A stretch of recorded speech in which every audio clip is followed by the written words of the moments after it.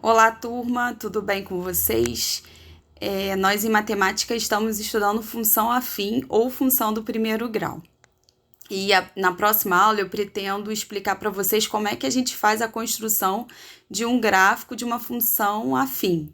Sendo que para isso nós precisamos relembrar um conteúdo que vocês já viram lá no ensino fundamental, que é o plano cartesiano. Então, gente, o que vem a ser o plano cartesiano? Ele é formado por duas retas perpendiculares, uma horizontal, que recebe o nome de eixo das abscissas. Então, aqui o eixo X, que é o eixo horizontal, também é chamado de eixo das abscissas. E o eixo Y, que é o eixo que fica na vertical, ele também é chamado de eixo das ordenadas. Então, aqui, ó, o eixo Y também é conhecido por eixo das ordenadas. Eu esqueci de falar no início desse vídeo que esse material que eu estou utilizando foi o que vocês receberam em casa. É só vocês abrirem lá na página 31, tá, pessoal? Então, dando continuidade aqui, o plano cartesiano, ele é dividido em 4 partes, e cada parte nós chamamos de quadrante. Então, aqui a gente vai ter o primeiro quadrante. No primeiro quadrante vão ter os pares ordenados, onde tanto x como y são valores positivos. Então, eu vou ter o segundo quadrante, que vai ter os pares ordenados, onde o x está sendo negativo e o y positivo. O terceiro quadrante, que vai conter os pares ordenados, onde tanto x como y vão ser negativos. E o quarto e último quadrante, que vai ter os pares ordenados em que x é positivo e o y negativo. Aí, observem aí esse exemplo aí de plano cartesiano, né, onde tem os dois eixos, o eixo X, que também é chamado de eixo das abscissas, e o eixo Y, que também é chamado de eixo das ordenadas. E aí eu tenho o ponto A. Esse ponto A, ele vai ser um par ordenado, e todo par ordenado tem aqui, ó, ele é dessa forma, ele é colocado entre parênteses, e observem que o primeiro valor do par ordenado sempre é referente ao eixo X, e o segundo valor sempre vai ser referente ao eixo Y. Então, esse ponto que eu chamei de ponto A, quem é o par ordenado que representa ele? Então, eu tenho que ver qual é o valor que corresponde ao eixo X aqui nessa localização.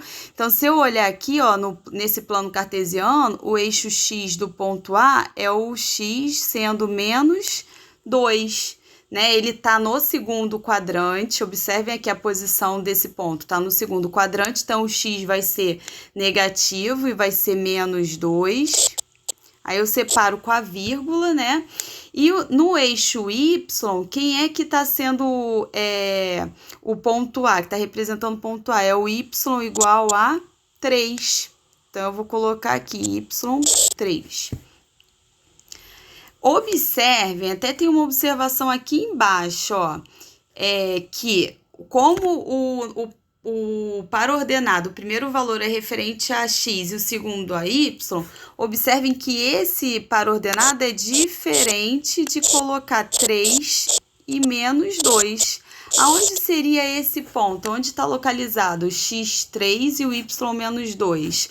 Estaria aqui, ó, x3 está aqui e y menos 2 está aqui. Então, o ponto estaria localizado aqui e não onde está o ponto A.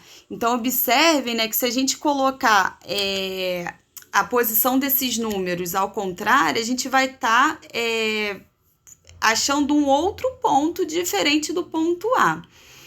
E aqui o ponto B, para finalizar, quem é o par ordenado que representa esse ponto B? É o x4 e o y menos 3.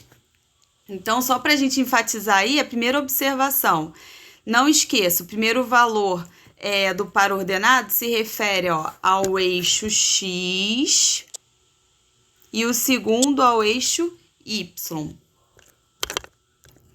A segunda observação que está lá embaixo é o seguinte, que o ponto 0, x0 e y3 será representado exatamente sobre o ponto y igual a 3 no eixo y. Então, vamos chamar esse ponto 0,3 de ponto C, por exemplo. Então, onde ficaria o ponto C? x0 está bem aqui na origem e y sendo 3. Então, o ponto C seria exatamente aqui em cima do eixo y. E se eu tivesse, por exemplo, um ponto D, que eu vou chamar de 3, x3 e y0. Aí, esse ponto, ele vai estar localizado exatamente no eixo X. Aí, eu vou procurar lá. Aqui no eixo das abscissas, eu procuro x igual a 3 e como o y está sendo 0, ele não vai nem para cima, nem para baixo. Ele vai estar aqui exatamente no eixo X. Então, esse é o ponto que eu chamei de D.